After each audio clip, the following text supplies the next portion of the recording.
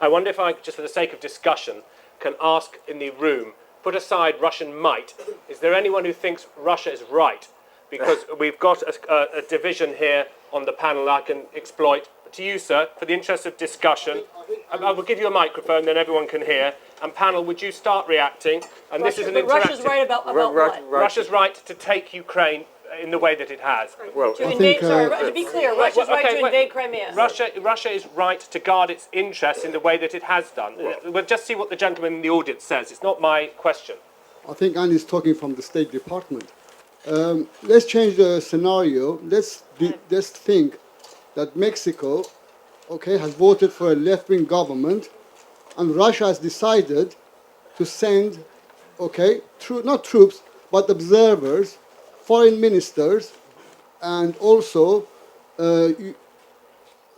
workers. All foreign ministers from all over the world are welcome to visit Mexico. I'm sorry, but I'm talking about the scenario which is turning it around. Get to the point. Can we say that what would the U.S. reaction will be if the same thing happened in Mexico and Russia decided that it wanted to have, friends in Mexico? We've got it. The whole panel beginning with you and this coming in this direction. What would the U.S. It's a silly question because the same thing wouldn't happen in Mexico. We're not taught. You can't draw that kind of parallel with different parts of the world. Also, your point is a little peculiar because your point is that other foreign ministers are not allowed to visit Ukraine. Ukraine is not allowed to negotiate a trade treaty on its own. We're going down the panel now. Mexico can negotiate trade treaties with whoever it wants. We're going down the panel now. We're going down the panel now. You can come back later. Anne, would you have more to say? No, that's fine. I think there's absolutely no evidence that Putin was involved in the repudiation of the deal of the night of 21st of February. That in actual fact, the Russian view was precisely this was the way forwards. The fact that Yanukovych scarpered didn't actually help that night. So this gentleman's point is that this is Russia's backyard. He's asking you to comment on. Would you comment on that? Yes, well, the backyard, clearly, that's the fundamental question, is that Russia does have interests. And what's been happening over the last 20 years is that its geopolitical concerns, because it's an overlay of many things. I agree with Anne. In some ways, in an abstract, ideal world, the association agreement would have been fine. But unfortunately, the geopolitical realities say that this was quite clearly, and I will say, amongst this huge text of the association agreement, there is a clause. Some crazy guy in Brussels put in a clause which actually has a security dimension. So quite clearly it was not so benign. So there were Russia's interest concerns, could have gone forward, but it's the overlay of many factors which creates the crisis. We're talking about Russian motivations. So to your question, if the United States behaved towards Mexico as Russia has behaved towards Ukraine, the United States would be very wrong. I'm sure you would agree. So both would be wrong if they did. I think that's a silly question. Is it right? The interesting question is, how is Russia defining its interests? Because clearly it has some legitimate interests. There are a lot of Russian speakers there. And the answer is, it is defining its interests in a way which is incredibly expensive. I once had a conversation with a man who was the deputy mayor of St. Petersburg 22 years ago. He was a rather tiresome little man. I later discovered his name was Vladimir Putin. And he said, we, Russia, have a right and a duty to protect all Russian speakers wherever they are. To which I said, well, on that logic, Britain should be invading Canada and America. All international order and respect for sovereignty would break down if the mother country has the right to protect all language speakers in another country. So let's stay with Russia's motivations. Back to you, Anne, after Oleksandr. Can I just mention, I think Mexican example is a very interesting one. Imagine Mexico standing for the rights of the Latino-speaking people of the United States. I think that will be the kind of motivation that President Putin is applying. And I think Mexico invading the United States. Mexico invading the United States to defend the Latino population. I think this is probably the argument that basically in the mind of Putin. But before you go there, if I could just say that people who were taking part in the protests across Ukraine, pro and against this, they didn't read the association agreement. They didn't know about the cabinets. For them, the situation and the choices were much simpler. Basically, they didn't like the way they were treated by the Yanukovych government and the way Russia behaved in pulling them away from Europe, from what they regarded as decency, as honesty, as fighting corruption, as ensuring better standards of living. And this is the initial reason why many people came out into the streets. And what happened later yeah. acquired different dimensions and different things. So- but so- I think the original thing was the behavior of Russia without the intervention which followed later, but the very blatant bribery and the attack on Ukrainian national interests, pulling it away from the European Union that irritated so many people. I'm asking about Moscow's motivations, and now, Anne, would you like to flesh any of this out? What's going on in Moscow? Should we be now talking about Putin rather than Russian structures? In your own way. Putin has put himself very much at the center of this in the last couple of days by giving a very long and detailed press conference describing this. And, you know, one of the things that's emerged from things that he said and things that the Russian media have said is this is very much about, it's very much a domestic issue in Russia. You know, Russia is, sees the West as some kind of opposite, as an enemy, and feels the need to argue against the West and to put itself up as the opposite of the West and to create an ideology which is anti-Western. I suspect that the source of this is Putin's own recognition and understanding that he is increasingly seen as illegitimate. There was a turning point a few years ago when he was booed at a public event for the first time. And in order to increase his legitimacy, he has invented in the last 2 or 3 years a very clear and very strong anti-Western ideology. Sometimes it's to do with gay rights. Sometimes it's to do with the kind of thing we just heard, well, what about the U.S. and Iraq and Iran? Sometimes it's the whataboutism. Sometimes it's to do with other facets of Western culture that he doesn't like. What he really fears is the kind of, not so much the events of Kiev, but the kinds of language that we heard in Kiev: anti-corruption, democracy, rule of law, freedom of speech. These are the kinds of ideas that threaten him and the elite around him and that threaten his power. If the Russians, in large numbers, also began to use that kind of language, if they also demanded to know, where is our money going? How does Putin have his money? What does his house look like? Then that would be a severe undermining of his power and the regime that runs Russia. Let me just add 3 quick things to that with which I very much agree. First of all, Russian journalist Konstantin Egert said the most important event in Russian politics in the last 20 years did not happen in Russia. It happened in Ukraine. It was the Orange Revolution of 2004, which was an absolute trauma for Putin. If it happens in Kiev, it might happen in Moscow. So since 2004, his whole political strategy has been about making sure that doesn't happen here. Secondly, in historical perspective, the real surprise is not what Putin is doing to Ukraine today or what he did to Georgia 6 years ago. It's what Russia didn't do in 1989 to 1991. Imperial powers don't usually give up their empires without a struggle. A nuclear-armed imperial power gave up its empire without a struggle, and since then has been trying to claw last bits of it back. That's point number 2. Point number 3, we have to say straight away, I hope you'll agree, most people in Ukraine don't want to be faced with this binary choice of Russia or Europe, Russia or the West. They have complex identities, a Ukrainian identity, but Russian-speaking, and they don't want to be put either by Putin or the West in this either-or position. I just wanted to add, I think Putin initially, and I think in his psyche, in his mentality, he doesn't really accept Ukraine as a state. And I'm afraid to say that a lot of other Russian Democrats, even, I would like to quote Mr. Volodymyr Vinnichenko, who was the first leader of independent Ukraine after the 1917 Bolshevik Revolution, who said this famous phrase that Russian democracy ends with the Ukrainian question. And I think the perception of Putin and what he was doing, I think, is very much with this line that Ukraine is not really a country, that it is an artificial construct, and the way to do it is just to tip it a little bit, and then it will start falling like a deck of cards. like dominoes, and it didn't happen. I think the biggest frustration for him now, today and yesterday, was that Ukrainian garrisons in the Crimea didn't surrender. They didn't give up their weapons. They marched, unarmed to confront Russian troops. And I think psychologically, it's a very, very big blow to his kind of narrative that really Ukrainians are not really Ukrainians. Like Zhirinovsky said today, they're really Russians, but they've been told to say they're Ukrainians. And that, I think, is one of the important... Thank you. Let's stay on Russian perspectives. We'll move to the West in a moment. Richard Sakwa, earlier on you said you'd tell me about should we talk about Putin. Anne has suggested this is a big moment for Putin. Is this crisis in Crimea Putin's moment? Is it his moment to be Tsar-like? He's always on a horse with his shirt off. He might just as well be cantering in Sevastopol. What would you say?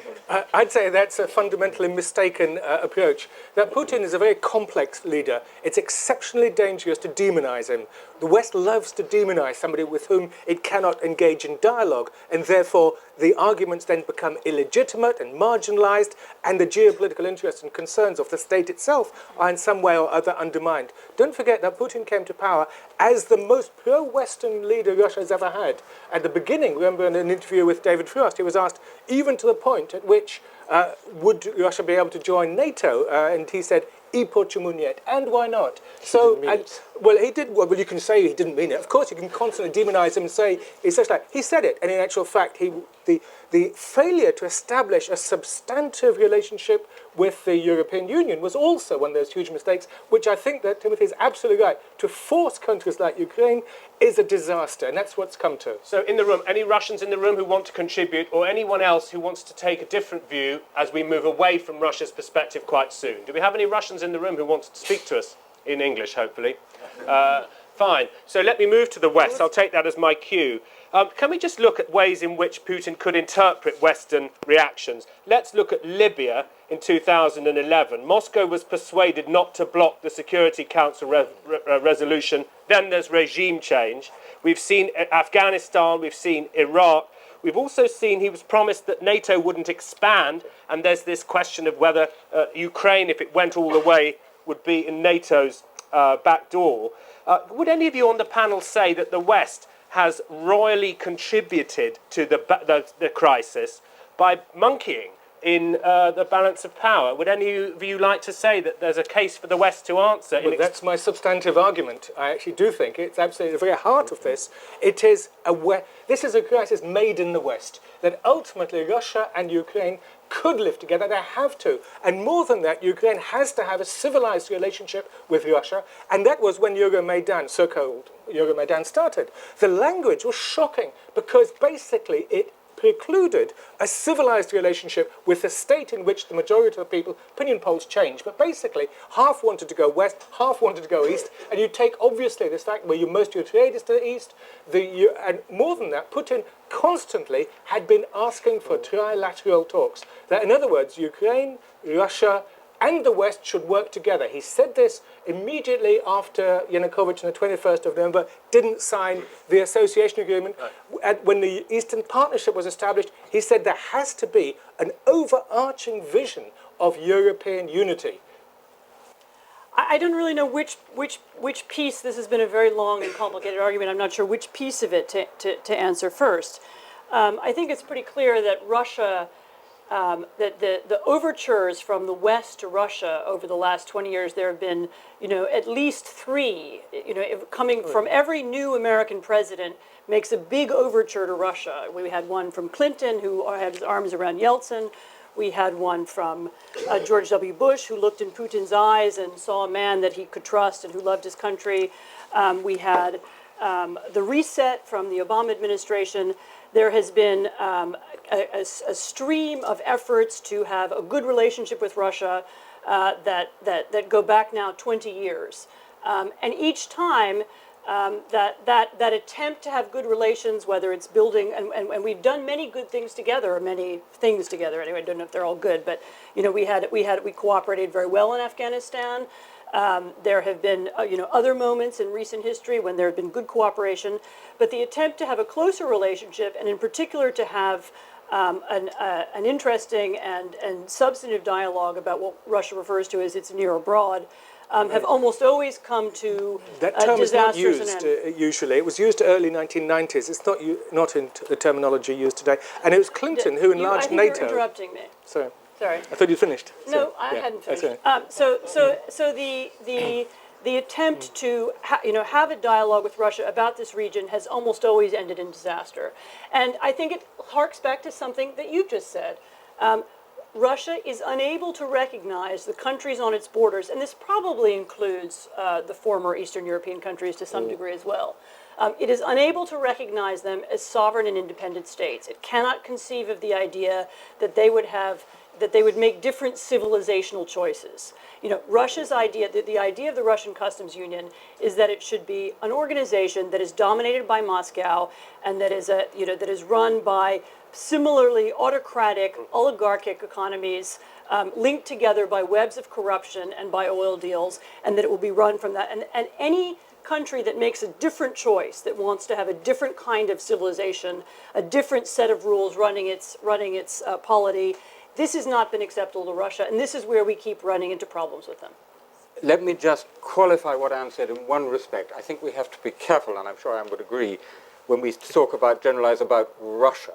Because as you said, there are lots of Russians who are out on the streets trying to get rid of Putin. So a mistake we often made of confusing the dictator and the country. And so I think there are Russians who have a very different understanding of Russia's place in Europe. To your point, Paddy, I would say absolutely clearly, yes, I think the West, in particular the United States, in having a very cavalier attitude to intervening in other countries without proper international legitimacy, did in some sense contribute. But of course, Putin has been Mr. National Sovereignty.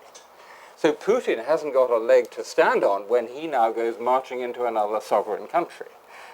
He's the last person who can say, I'm taking a leaf out of your book. So I don't think that is,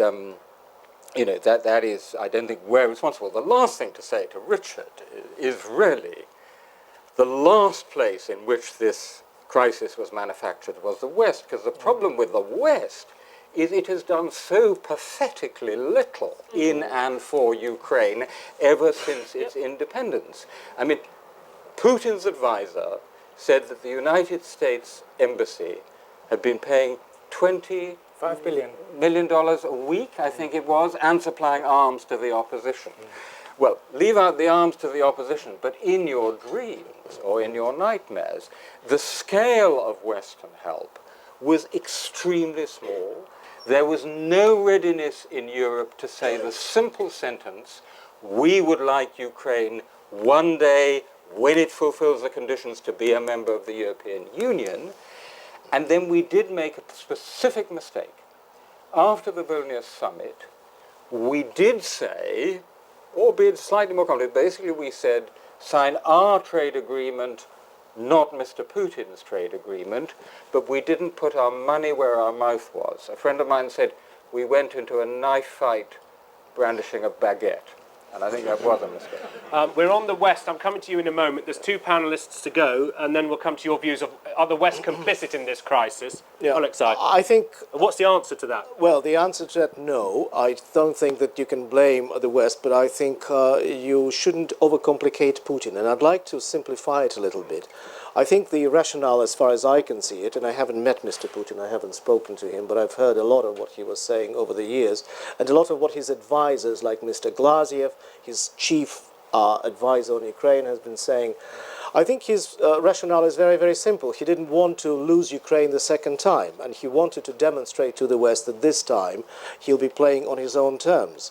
And his own terms include military might, include all sorts of covert operations, include all sorts of propaganda war, which is absolutely disgusting. And I'm really ashamed, the way Russian journalists have been part of this propaganda machine. And there's a result. He wanted a more compliant Ukraine. He's not getting it. He wanted Ukraine to be part of the customs union. He'll never get it. He wanted to pull Ukraine away from Europe. It's not going to happen.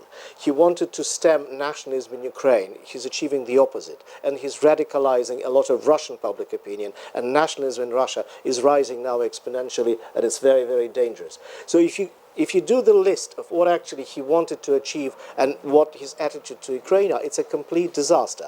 His prize, Crimea. If he keeps it, if he annexes it, he'll have to pay for it. It will be a disaster, an economic disaster for years to come. I'll come to Crimea specifically. All three of you, there's a fault line with Richard Sakwa, our panellist. The other panellists don't agree with you that the West is complicit. Why are you alone on the panel with this view? Well, obviously, they're obviously wrong. But, apart from that... But can you give us a briefing? Give us a briefing. What's now? Is John Kerry going to Kiev a mistake? Is William Hague going to Kiev a mistake? Is the EU meeting and NATO meeting a mistake? Would you like to just tell us? It's a category mistake, maybe politically necessary at this time, but it's a category mistake. First of all, I mean, almost everything here is, slightly off beam. The customs union, for example, is a genuine integrative project. It now has a type of Eurasian Commission, which is the analogue of the European ones. You can dismiss it, and that's why we're in this crisis now. People just dismiss what is actually going on. And more than that, absolutely, from the very beginning, the customs union is not exclusive of closer links with the European Union. It was the European Union. If you remember Stefan Füle in July, which is one of the reasons why the whole crisis kicked off immediately then, he said, Ukraine has to make this choice. It cannot look both ways. It cannot continue with its economic links. So, I mean, do you think Baltic states would benefit from joining customs union? Poland would benefit if it's so good? It's changing the subject. We're talking about Ukraine, where you have He's allowed to ask you. Answer his question. Well, I mean, it's a question. It's like the Mexican one, which is interesting, but it's slightly off beam because we're talking about Ukraine.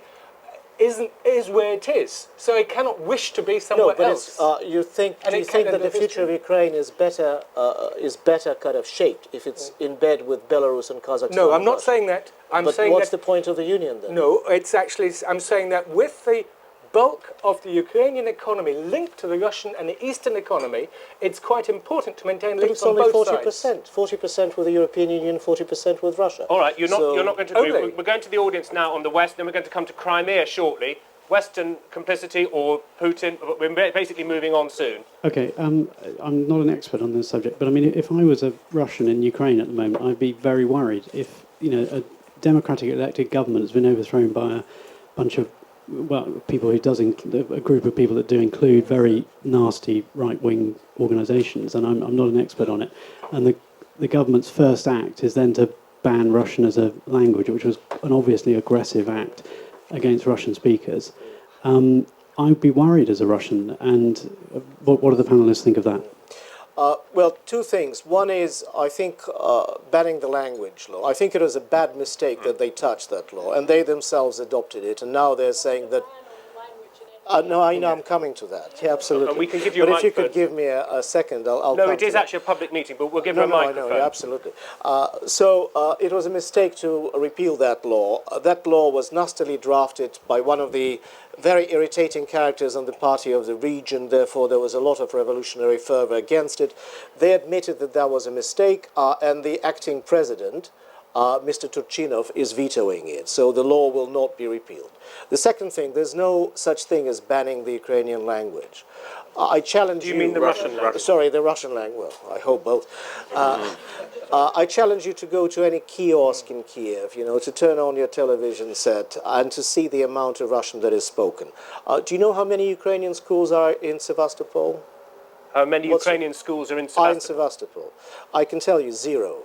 How many Ukrainian schools are there in Kiev? 25. Well, Russian schools. 25% of schools in Kiev are Russian schools. One final thing, just a little question to illustrate kind of the propaganda that's being around it. Yesterday, Mr. Putin in his press conference said that 3 million Ukrainians are now working in Russia, the bulk of them in Moscow, and he said they're very welcome, they're paid well, they send money home. How many Ukrainian schools do you think are there in Moscow or in Russia? 0, okay? So I think all these linguistic things and the Russians and the offense, I think talk to them. I think most of them would say that they have more access to Russian language that, certainly Ukrainians have in many parts of the country. And the question is saying the West has stoked this government that was corrupt, that was doing bad things, the one that's been that we've now been looking at. What do you think about the question? Sorry, which government was? Well, the gentleman's talking about the people that we're trying to support. It's to do with who are on whose side are we in the West? No, it's a point about Yanukovych. He's making yes. The point about No, you're talking about right-wing groups as well, right? Which, Yeah.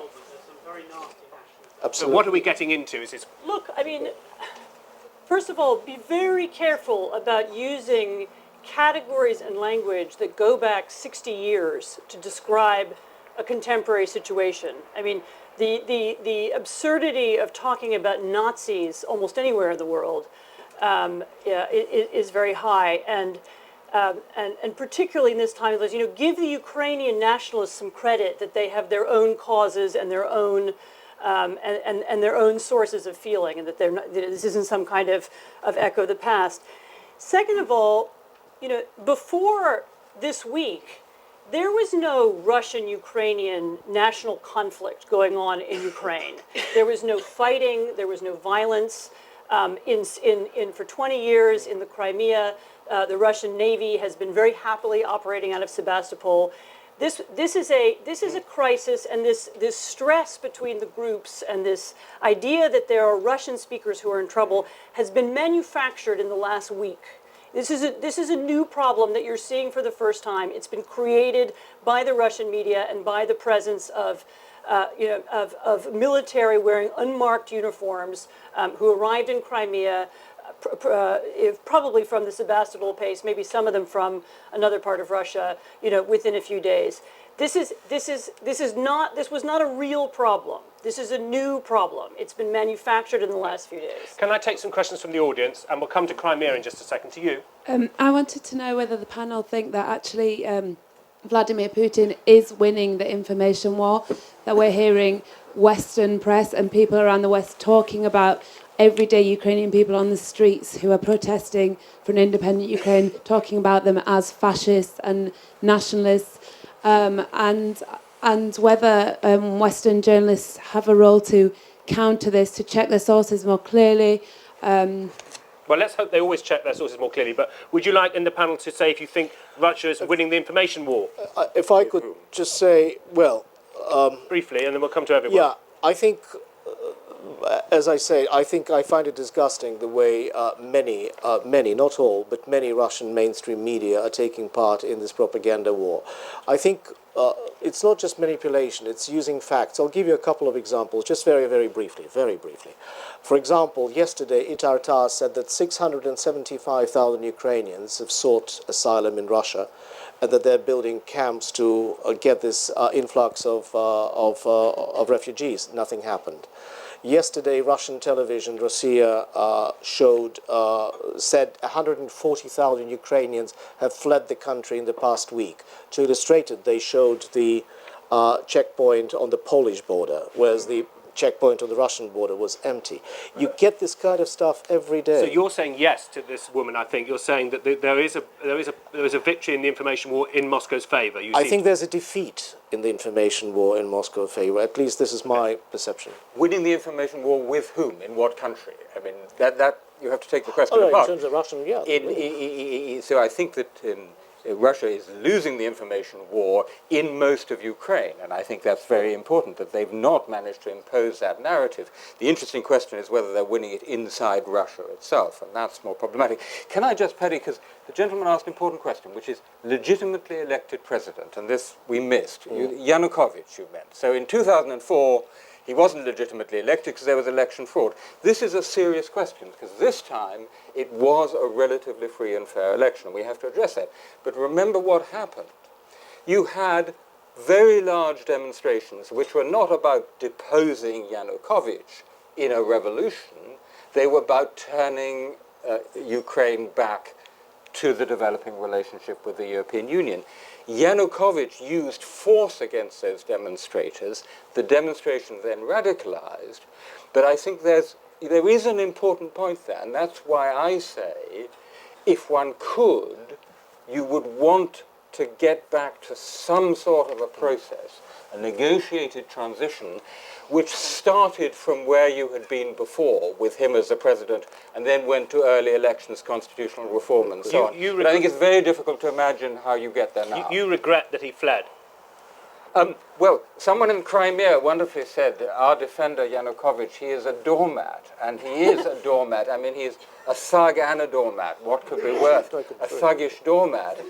But paradoxically, I think that actually, and Anne may be right up to a point, but it's also true that the Ukrainian opposition leaders were very quick to reject that agreement, right? Both sides. I would just say that Ukraine has an elected parliament. The elected parliament still has the same people in it. One of Yanukovych's last semi-acts was one of the pieces of the thing that he signed with the EU foreign ministers was an agreement to change back the constitution and give the parliament the majority of power. So we're not quite dealing with a totally revolutionary situation where there's no legitimate government in Ukraine. So there is continuity. Yes, it would have been better if the agreement had been fulfilled. Unfortunately, Yanukovych had no intention of fulfilling it. One line only. All of the decisions about elections, about deposing Yanukovych, about interim government were passed in Ukrainian parliament by constitutional majority, which is 300, which is out of 450. This is very important. This legitimizes in the eyes of Ukrainians and in the eyes of many observers all the decisions taken. Yanukovych never managed to get 300. 300 is a magic figure. I think it's important to... Just one sentence, beg your pardon. Just one sentence. I think we do no one any favors if we have our own partial narrative to counter the Russian party. There are these two parties and narratives.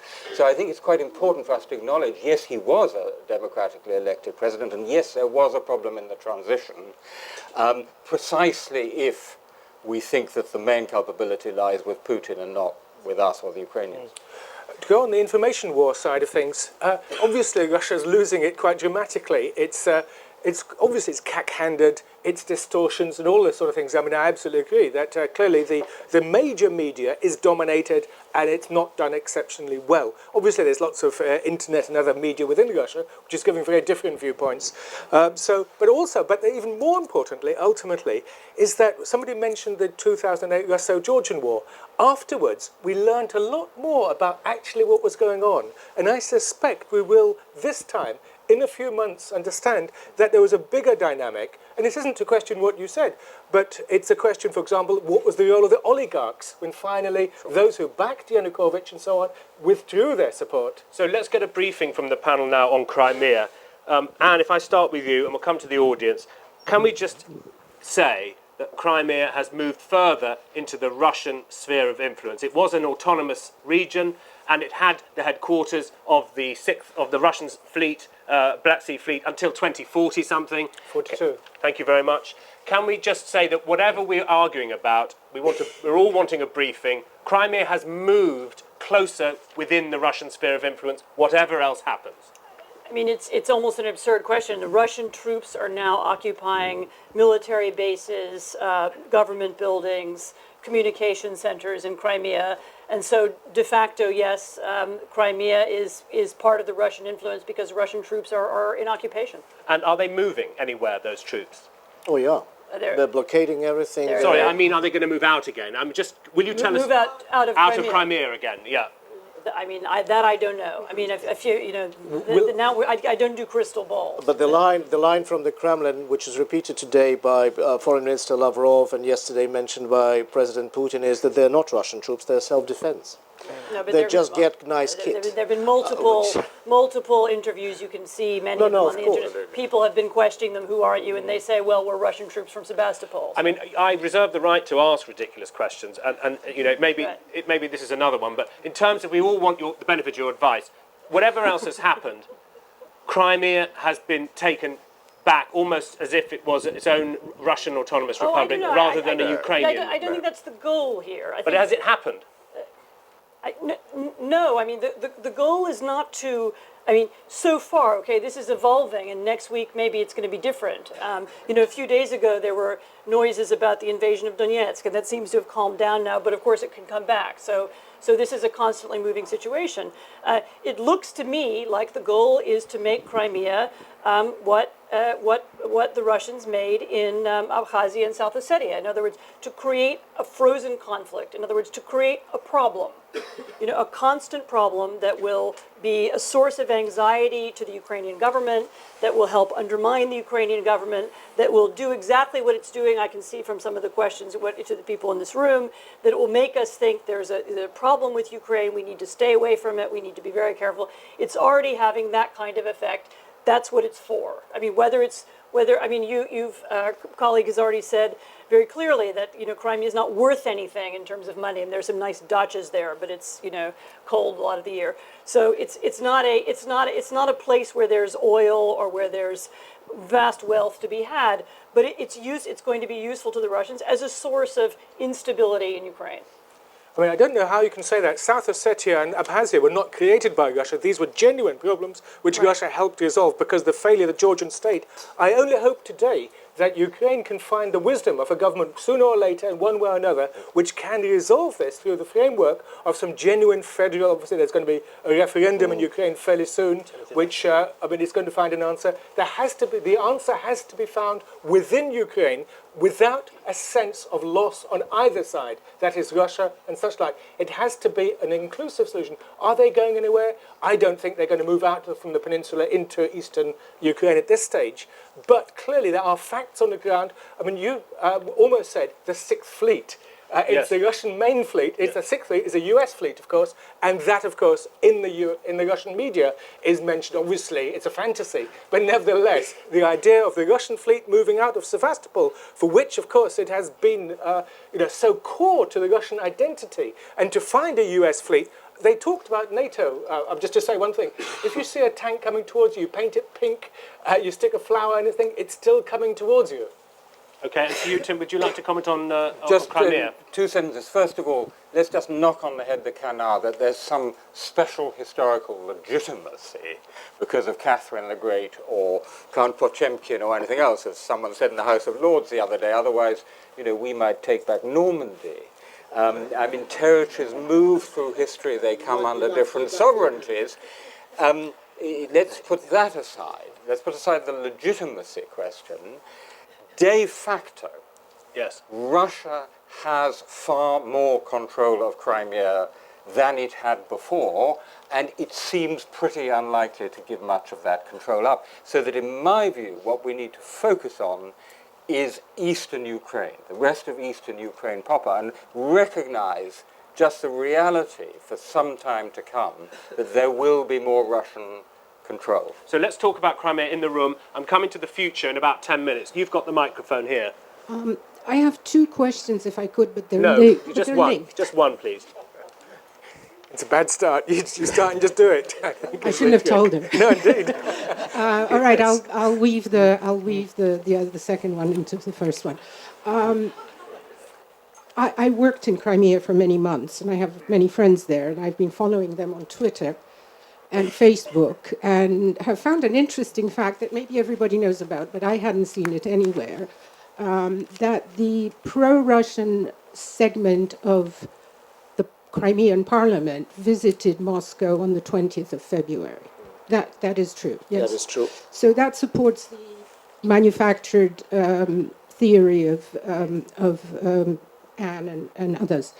But the question I would like to ask is, in anybody's analysis, is there room for the possibility that Putin, with the, again, collusion of those pro-Russian elements from Crimea that went to Moscow, did a preemptive securing of Sevastopol simply because he didn't know where the new government would go regarding the lease and regarding Sevastopol? Can I just very, very quickly, it's not just that some of the pro-Russian forces went to Moscow, but also there was a stream of Russian MPs who were traveling to the Crimea.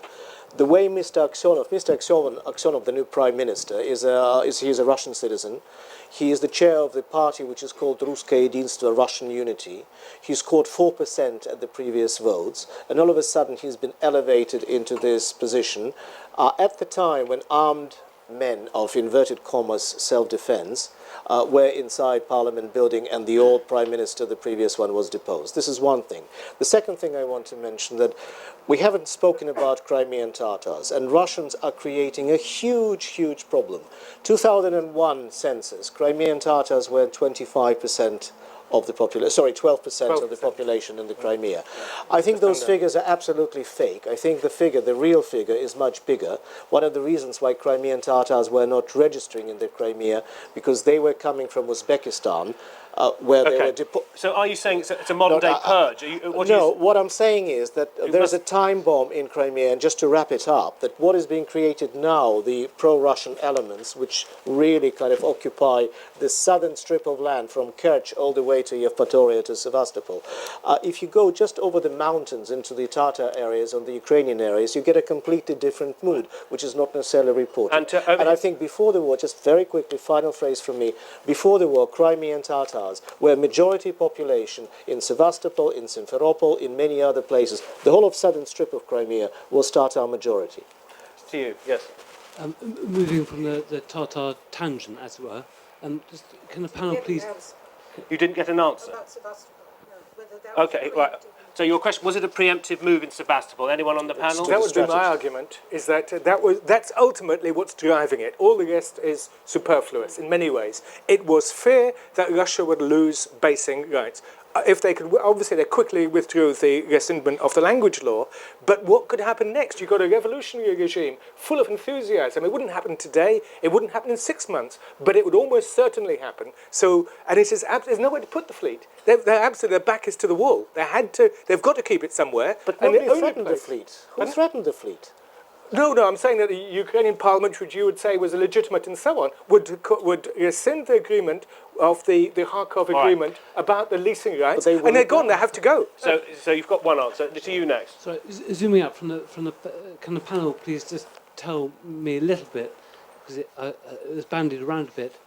Budapest '94. In my understanding, the agreement in Budapest '94 was give up your nukes and we'll look after you. It was the Budapest memorandum was in return for giving up nuclear weapons. The United States, Russian Federation, and the United Kingdom would guarantee territorial integrity, inviolability of the borders, and recognize basically Ukraine as an independent state, giving it security guarantees, not like Article 5 of NATO, but security guarantees of living within the existing borders. To you at the back. Hi, can I just, I was late, so apologies if you've already discussed this. I've seen in the Russian media that there was a Kiev-Moscow agreement that allows up to 25,000 Russian troops to be based in Crimea. Could I have the panel comment on that? And if I may, if the situation, as Anne says, it's not in Putin's interest to invade and take over Crimea, but rather to the panel's just said he has taken it over. Okay, but not an invasion. No, he didn't invade. He's taken it over without invading it. So, well, exactly. If it is his intention to retain a stranglehold in Crimea in order to keep influence in Ukraine, what does this mean for international law? I'll split it up. We'll split it up because the first part is the agreement. Anne, would you like to comment on troops? Yes, there's been an agreement between Russia and Ukraine that Russia has a base in Sebastopol, and it's very similar to the kinds of agreements that the U.S. has in Okinawa or other countries have around the world, and it's been respected and it's worked perfectly well for 20 years. And there was nobody challenging it, nobody was talking about it.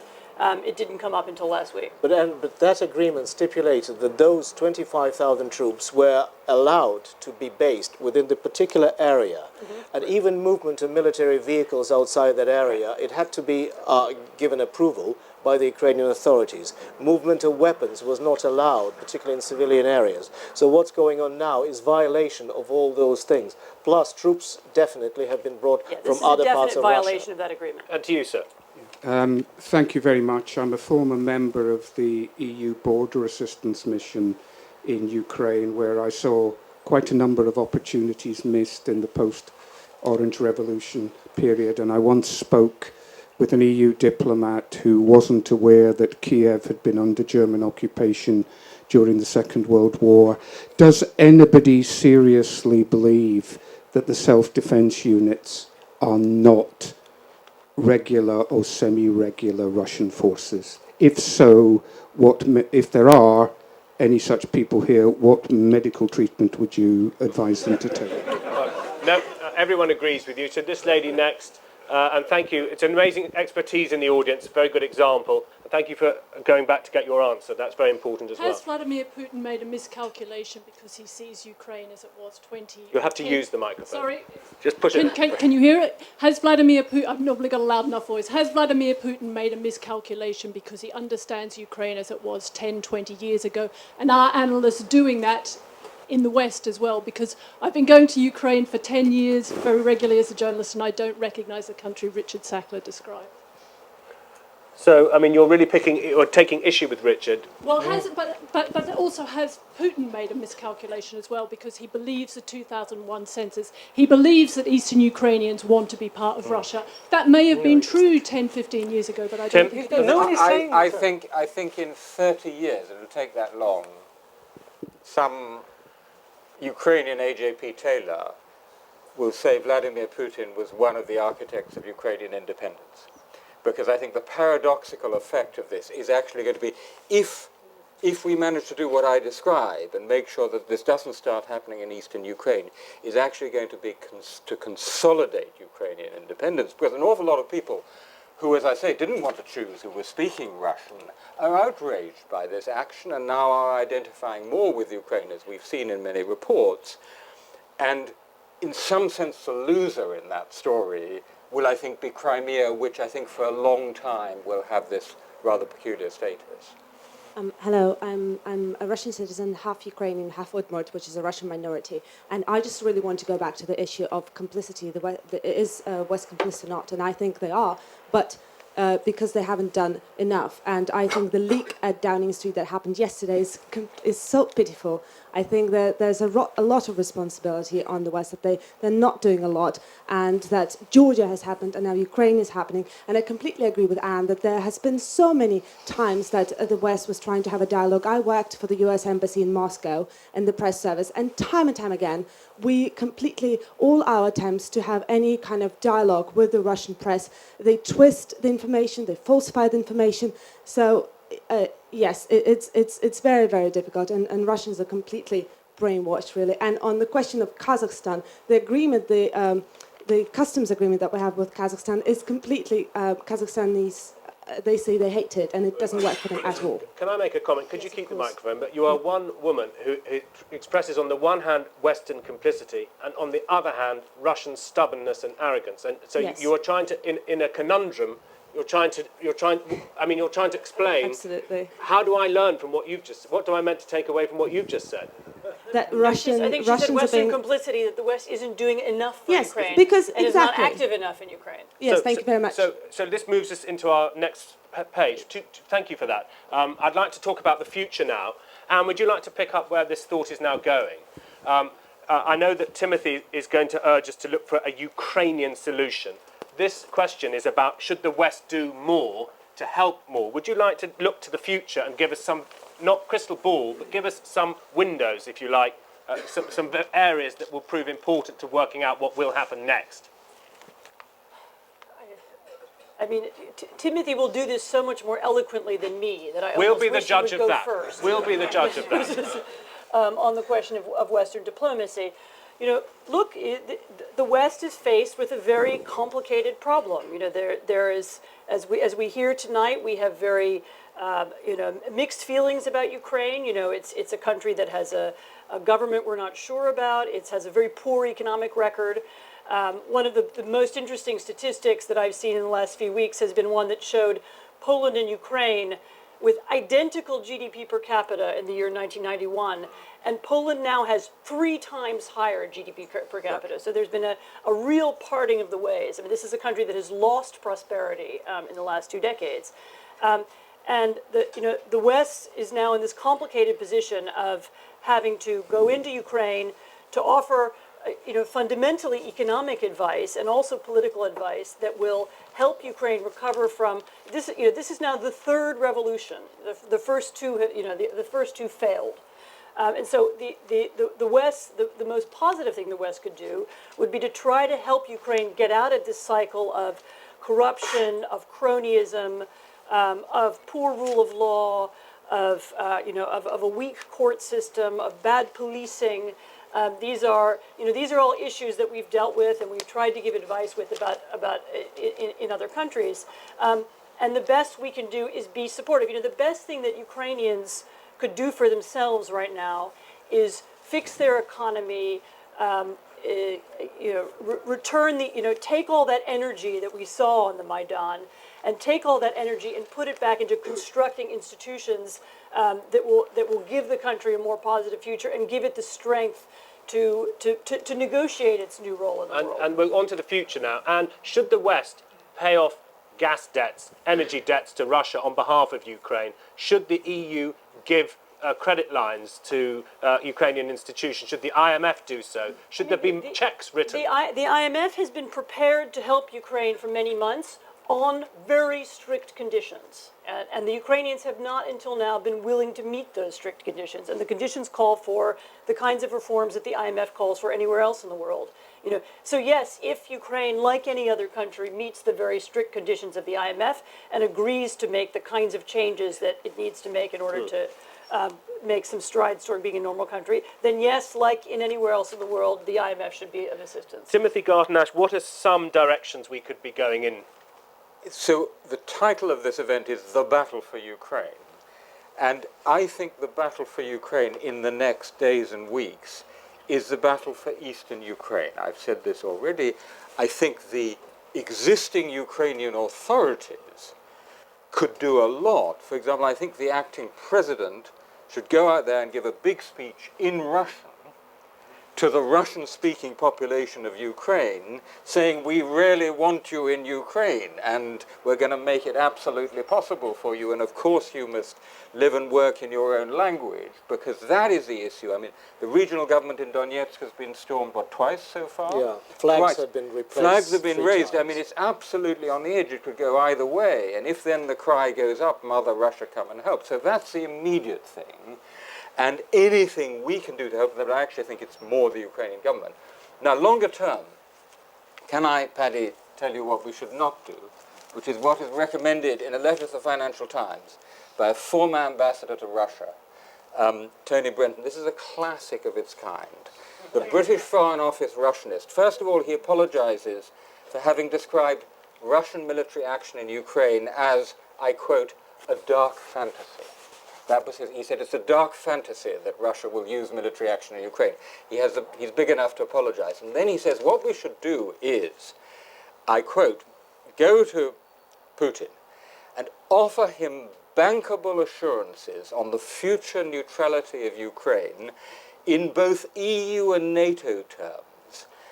Then that may be enough to get the Russian forces out. Now just think about that. We, the Brits, are going to Putin and offering him assurances that we won't allow Ukraine to join either NATO or the EU, curious definition of neutrality. I mean, hey, how about having a meeting at Yalta with Putin to cement these bankable assurances? These are quite prevalent voices. If you listen to the House of Walls, and I bet you behind closed doors in the Foreign Office, these voices are being heard. There is not, Anne is right, there is not a huge amount we can do beyond making those financial commitments. By the way, the EU has just said 15 billion over a period of time. That's not nothing. It's the same as what Putin offered. But the one big thing we should do is to say, it's up to you guys, it's up to you, Ukraine, to make your country, but if you make this country and you meet certain conditions, we want you in Europe. We want you in the community of sovereign democratic European countries. And that's a message we have been spectacularly failing to give ever since Ukraine became independent. I think there's a huge amount of energy now in Ukraine, but there's also a huge amount of problems. I think internally what Ukraine can do and what the new government should do is to think very, very carefully, picking up on the question of the gentleman in the back, to distance itself from some of the radical groups, or at least to accommodate them in such a way that it wouldn't be an embarrassment. I don't think that they make it that it's possible for them to do it very quickly, but I think there needs to be a solution. I think it needs also to work very, very hard on the image, on some of the image and misconceptions about Nazis, anti-Semites, and the rest of it, which have been created. And I think it's very important to have the rebuttal, to have the positive examples. I think 2 Jewish governors appointed recently, this week, into regions of Ukraine, that's important. The fact that the interior minister is an ethnic Armenian is important. The fact that anti-corruption guy and Minister for Sport is an ethnic Russian is important, but there needs to be much more of this thing. And there are very quick, there are gestures that are being done, like the city of Lviv, for instance, deciding to speak Russian in signs of solidarity. But I think from gestures, you really need to move more to accommodate the Russian-speaking population. For those of us who aren't so familiar, Lviv is a western part of Ukraine, and both you and Timothy are now saying, you western part of Ukraine, in your interest, you must embrace the Russian-speaking part of Ukraine because you're looking for a Ukrainian solution. Yes, I think they're embracing, particularly young people, are embracing each other so quickly, you know. Are you saying turn away from the EU? No, what I'm saying is slightly different. I think divisions are different. Divisions, of course, there are divisions in Ukraine, you know, historic, linguistic, and others. But I think divisions are also social. Divisions are generational. I think you need to realize that this is what has been going on is the biggest chance for the new generation of 20, 22-year-old Ukrainians who were born after independence in Ukraine, who didn't go to Soviet schools, who didn't go to Soviet universities. They went through different textbooks. They're plugged in. They're people like us. They're on Twitter. They're on Facebook. They have vibrant television. They have very, very pluralistic compared to Russian media. They live in a different sphere, But to get your briefing on the question of what could happen, you pro-Western Ukrainians could deliberately embrace Russian-leaning Ukrainians for the sake of getting a Ukrainian solution. That could be one option. It's an artificial question. I don't think that my answer to artificial question will be an artificial answer. The artificial answer will be, the real answer, I think, will be that at this stage, if there's no outside interference, Ukraine will be okay. If Russia pulls out its troops, or at least neutralizes the situation there, with the help of European Union, with the help of IMF, I think EU already sent some money, 18 billion euros. I think this will be okay. I think the irritant now, the real factor of destabilization, is outside presence in Ukraine, particularly in Crimea. And I'll come to military questions in a moment. You've got the microphone now. Hello. Yes. Hello. I am an ex-Ukrainian with a British passport. I've lived in London for a long while. I just want to start addressing on a very kind of human, personal level this question about right-wing groups, Nazis, etc. So my Russian-speaking Jewish mom in her 80s lives in Kiev. She has been supporting the Maidan revolution all along. She feels incredibly safe in Kiev. The only thing she doesn't feel safe about is the possible invasion, full-scale invasion by Russia. That's the only thing she's afraid of. And the second point I wanted to make was that, Timothy has pointed out that the title of today's discussion is The Battle for Ukraine. But so far, for me, in this discussion, the Ukrainian people themselves were missing from it. And because the external factor and this whole thing about, Russia and the West, it kind of overshadowed in the last 5 days what happened in Ukraine. The amazing popular revolution that happened in Ukraine. And I don't want people to forget about it, because ultimately it's down to Ukrainians to create the future for their country.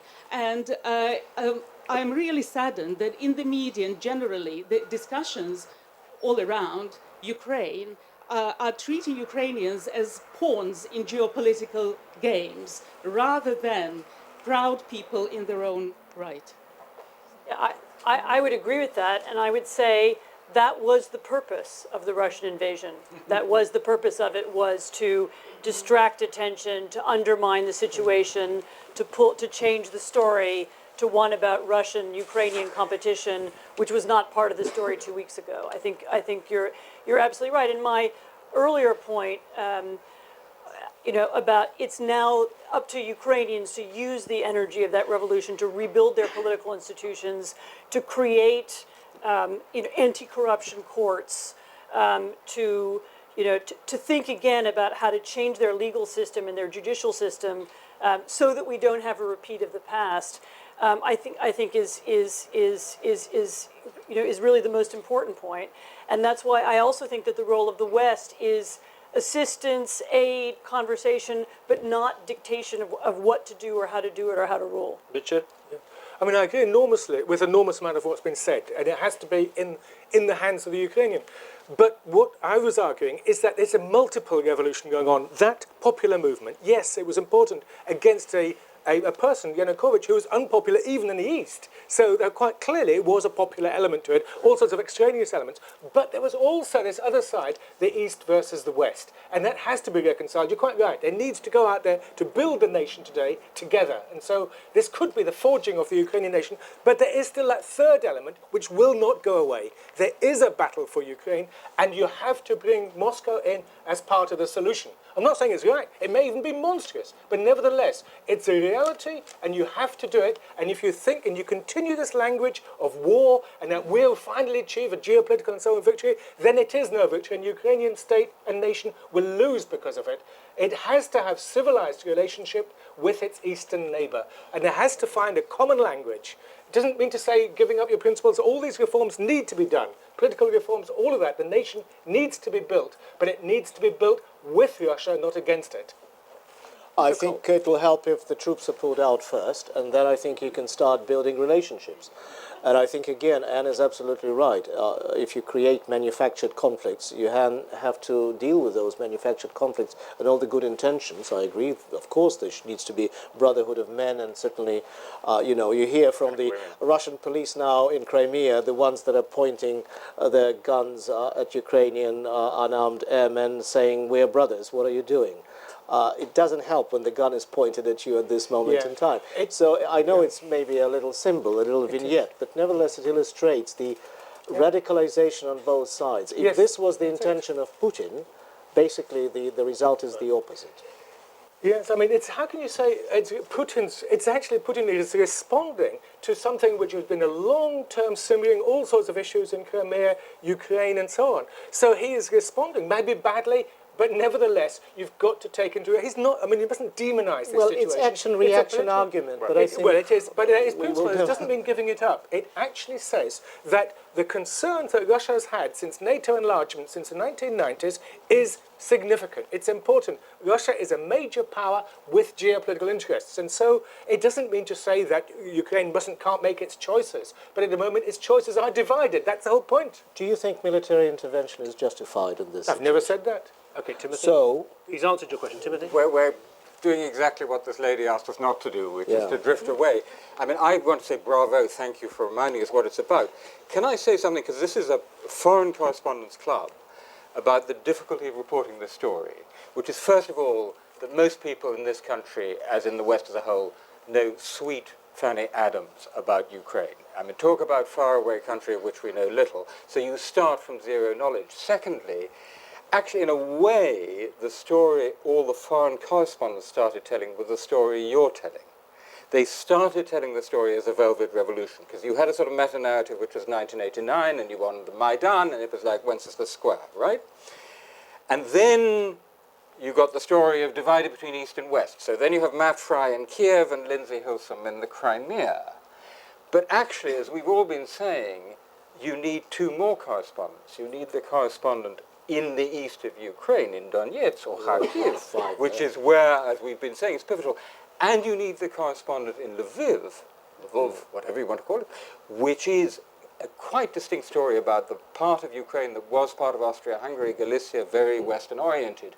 And so, one reason we're all struggling is that it's quite a difficult story to tell journalistically, which requires a lot of resources, and we haven't had those resources. And switch to the BBC. To you with the microphone, yes. Yes, hello. It's regarding the letter by the former ambassador, Sir Anthony Brenton, regarding this possible what the approach Britain should take regarding Russia.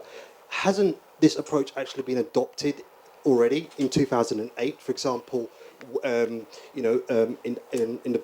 Bucharest in April, France and Germany vetoed the membership action plan for NATO for Ukraine and Georgia, and also after the Georgia-Russia war of August 2008. Then again in the extraordinary summit in December at Brussels, NATO summit, the membership action plan was again vetoed for Georgia and Ukraine, and also since the Orange Revolution of October 2004, the European Union haven't opened accession talks, chapters with Ukraine, haven't really given Ukraine this option of European accession. So hasn't this, this idea has already been implemented, as it were? There's a lot of nodding heads on the panel. The gentleman at the back there, if you don't mind.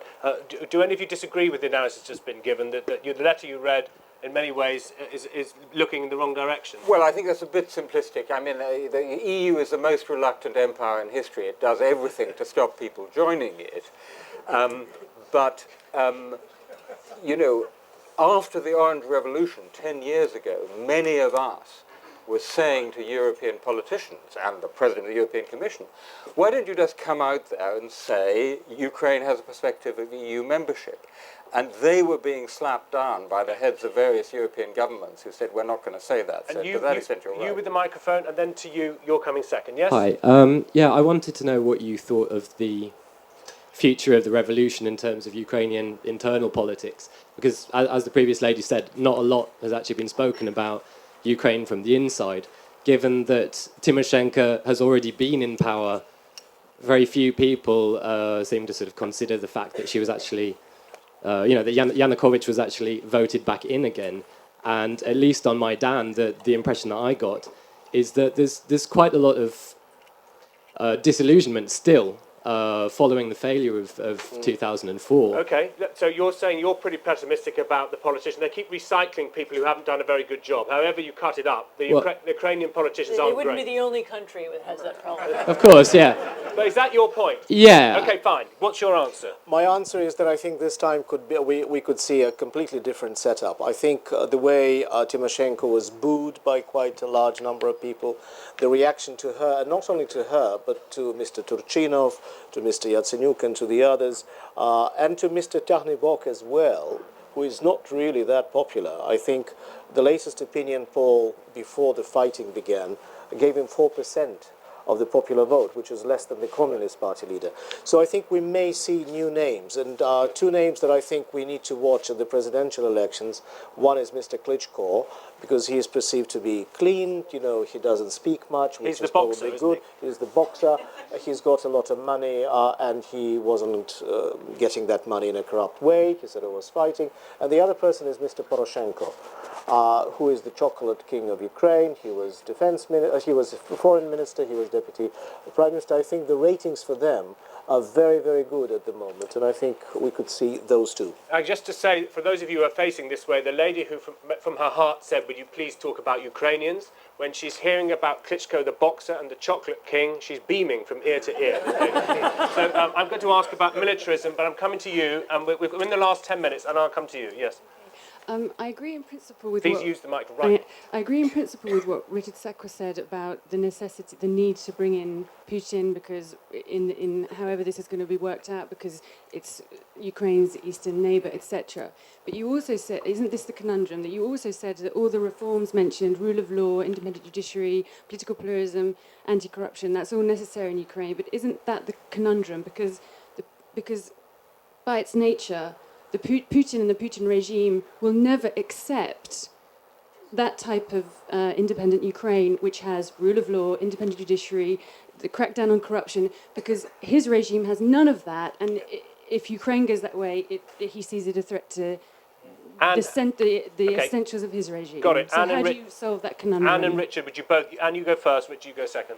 Yes, I think Putin sees exactly those kinds of reforms and exactly those kinds of changes as a personal threat to himself and to the kind of government that he runs in Russia, and that's why he doesn't want them to happen. Richard? I'd say it's 100% mistaken. It's a good question, it's an important one, and it's it's often wrong. repeated, but it's wrong. Because Russia is a far more complex beast than a lot of simplistic representations. I've been arguing for a long time. It has this extraordinary dualism. On the one side, you really do have an active constitutional state. Yes, the rule of law is weak, but yet millions of people get justice. There's all sorts of things you could say negatively, but there's also a positive, and it's on a balance. Unfortunately, this Ukrainian crisis, I think, will strengthen, because what we do have is a classic thing. You have hardliners and softliners within the regime, hardliners and softliners in the opposition. You have Nemtsov, who says we need a Moscow Maidan, which would be just what it needs. Whereas you also have people like Vladimir Ryzhkov, who actually says, let's engage, let's work through these problems within Russia. A couple of and comments. so it isn't just simply to say it's nuggetry, that there are elements of an active political society, an active civil society. Sure. Yes, he's scared. He's scared of colour revolutions funded by the West. And so this whole is a negative cycle which leads to repression internally. And a couple of reactions from here. The key difference for me between Russia and Ukraine is that in Ukraine there is such a thing as an oligarch unfriendly to the president. In Ukraine there's pluralism of money, unlike in Russia. There isn't such a thing as Kremlin unfriendly oligarch. Well, Holocaust. Yes, but what it means in the context of Ukraine, for instance, that you have competing financial groups funding competing parties, funding competing media outlets, funding television channels that compete for audiences, funding the pluralism that exists in the media in a level, to a degree, that is certainly unacceptable or unimaginable now in Russia. I'll ask you to hold, Timothy, for now. To you at the back with the microphone. Could the panel please comment on the following leaked conversation between the Estonian Minister of Foreign Affairs and Catherine Ashton, which was confirmed to be authentic today by the Ministry in Estonia, and I quote, "There is now a stronger and stronger understanding that behind the snipers, it was not Yanukovych, but it was somebody from the new coalition." So, and thank you for that. This is a report that has been aired in the UK tonight as well, that the snipers who killed up to 100 people, if you include police as well, were perhaps from the opposition or from the new coalition. Now we got a phone call from Mr. Pushkov, who is the chair of the Duma Foreign Relations Committee, I think, who phoned the BBC today saying, why are you not reporting it, because this is on Russia Today. We listened to the tape is authentic. We confirmed it with the foreign minister of Estonia. He says this is his conversation. We got the confirmation from Brussels. Now, he is basing what he said on the data and information that he received from Olha Bogomolets. Olha Bogomolets is a very well-known Ukrainian surgeon. She was the one who was treating people on Maidan. Unlike Russia Today, we actually went to her together with the Daily Telegraph. She is adamant that she never said what is attributed to her by the Estonian foreign minister. What he says is that the type of bullets and the type of wounds that was found in the police, among the police who were killed and among the protesters, signifies that the bullets were the same, the weapons were the same, and probably there was a third force. She is adamant that A, she didn't have access to the bodies of the police. Secondly, that she only had access to the bodies of those people he treated. In the first day, 40 bodies, and the second day, 15 bodies, of whom 12 died in her hands. She is demanding an investigation from the new authorities, but she's adamant that she didn't say that it was Maidan people who were responsible for the shooting. Well, first of all, 3 cheers to the BBC for going after a story like that. Secondly, another difference between Russia and Ukraine is that Putin's political technology is just so much better, so much more sophisticated, because these leaks of Russian-bugged snippets of conversations, this is the second one, because before that we had the senior American official saying, fuck the EU. Extremely skillfully done. They grab the headlines for the next day. They become the lead news story for the next day. So if you want to... Just to add on this very, very quickly, if you read the story in Russia Today, the final paragraph, the final sentence will say that this conversation was posted by the members of the Ukrainian Secret Service, SBU, who are loyal to Yanukovych. If you listen to the conversation, you'll hear that it's not a mobile thing. It's a phone call placed landline in Tallinn to landline in Brussels, through intermediaries, through secretaries. I don't think Ukrainian Secret Service can tap that, but I know of one service that can easily record that conversation. Thank you for raising this, and to you, and then I'm coming to my closing question. My name's Timothy Less. Over the last few days, I've heard various Russian speakers in the East who have apparently welcomed the idea of Russia annexing the piece of Ukraine in which they live. If it is the case that there are two constituencies in Ukraine, one which prefers to face west and one which prefers to face east, and they don't appear to be able to split the difference on that fundamental political question, do you think partition of Ukraine is a realistic prospect, and where do you personally stand on the merits of that particular possibility? Is there anyone on the panel who does think that partition's an option? No, I mean, I agree with the lady over there. That, Okay. I mean, I'm well aware that even many in the East have a belief in the idea of the Ukrainian state. Okay, I'll take no as the answer. Is anyone who thinks that partition is an option? But it may happen, but it's not, I think, one that's desirable one. Okay, so I'm sorry to cut it short, but it looks like the panel are in agreement there. So I'd like to ask you for your closing thoughts, because amazingly we're in the final 4 minutes. Would you give us your assessment of greater military risk, and would you say the thing that you wished you had said, or the thing that was said badly, and then we'll close it there. Starting with you, Alexei, would you perhaps give us a warning or? Okay, the biggest military risk is the first shot, the first blood. I think this is not the first time this is happening in the Crimea. In 1996, there was such a president of Crimea. You probably don't remember him because you are too young. His name was Mr. Meshkov. I think there was similar tension, but it never came to this. I think what's happening now is the lucky set of circumstances where nobody has been killed. One shot killing an elderly Russian lady on whatever outside the base, or a Ukrainian serviceman. I think soldiers, despite the fact that they're brothers, Slavs, blah, blah, blah, they will shoot. And that's absolutely clear. This is the first thing. And then I think de-escalation will be nearly impossible. The second thing, I mentioned Crimean Tatars. I think the demos in Istanbul over the weekend were extremely impressive. The way Turkey said that it will not allow the situation to simmer without Turkish interest being preserved in the Crimea. The way negotiations are being held between the Crimean Tatars and Ukrainians, I think it's a very, very destabilizing factor. Crimean Tatars are simmering with anger. They see the lands from which they were expelled by Stalin in 1944. They know they cannot go back to their houses.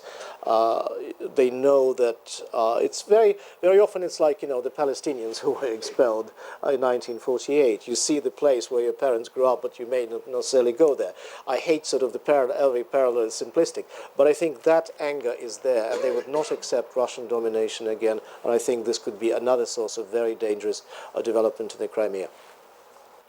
I think the question for the next days and weeks is whether blood will be shed in Crimea, because it's incredibly dangerous. Ukrainian troops in garrisons guarded by Russian soldiers, and secondly, whether something of that kind starts to happen in eastern Ukraine. And I think the objective of our policy should be to avoid those two things, blood being shed in Crimea and eastern Ukraine starting to disintegrate in that way.